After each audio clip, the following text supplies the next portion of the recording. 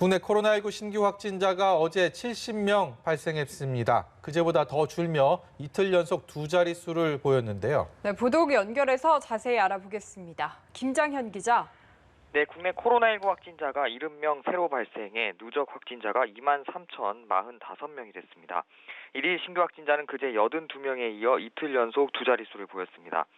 어제 신규 확진자는 지난달 12일 56명 이후 가장 적은 겁니다. 신규 확진자 중 55명이 지역사회 감염이었고 해외 유입은 15명이었습니다. 국내 감염자도 지난달 12일 47명 이후 최소입니다. 사회적 거리두기 효과가 나타나고 있다는 게 방역당국 평가지만 주말 검사 건수 감소 영향도 배제할 수 없습니다. 서울 21명, 경기 18명, 인천 1명 등 수도권에서 40명이 나와 대부분을 차지했습니다. 이외에 부산 8명 등 전국 17개 시도 중 8곳에서 확진자가 발생했습니다. 완치돼 격리 해제된 확진자는 어제 하루 90명이 늘어 모두 21,148명이 됐습니다. 격리 치료 중인 환자는 2,412명이었고 이 중 중환자는 141명으로 5명 줄었습니다. 사망자는 2명 늘어 모두 385명이 됐습니다. 네, 서울 그리고 지역별로는 부산, 포항에서 소규모 집단 감염이 잇따랐죠. 네, 서울 강남구의 통신 판매업소 KT1Q에선 지난 14일 종사자가 처음 확진된 뒤 다른 종사자, 가족, 지인 등 12명이 추가 확진됐습니다.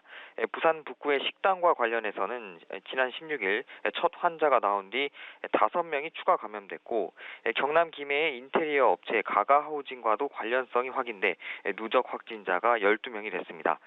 포항 세명 기독병원에서는 지난 16일 이후 입원 환자, 요양보호사, 자원봉사자 등이 잇따라 감염돼 확진자가 4명으로 늘었습니다. 방역당국의 추적조사에도 최근 2주간 감염 경로 미확인 환자 비율은 26.5%를 차지해 여전히 높았습니다. 정은경 질병관리청장은 정례 브리핑에서 수도권에는 지역사회에 잠복돼 있는 감염이 상당수 있고 추석 연휴를 통해 전국적으로 확산될 위험이 크다고 우려했습니다. 그러면서 이번 연휴가 가을 겨울철 코로나19 확산 여부를 결정할 분수령이라면서 연휴 기간 방역수칙 준수를 거듭 당부했습니다. 정부는 오는 28일부터 다음 달 11일까지를 추석 특별 방역 기간으로 정하고 구체적 방역 조치를 오는 25일 발표할 계획입니다. 지금까지 보도국에서 전해드렸습니다.